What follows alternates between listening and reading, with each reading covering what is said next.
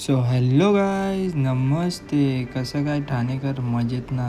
जसं तुम्हाला माहिती आहे, मी नवीन बिझनेस स्टार्ट केलेला आहे. तर आज आपली सुरुवात झाली ती म्हणजे मम्मीला जरा सामान घ्यायचं होतं, तिच्यासोबत गेलो जरा सामान आणायला. आणि बघा कसा मस्त पाईनॅपल होता, तर तो मस्त एक कापून घेतला. मग आलो दुकानावरती, सगळं सामान सेट केलं.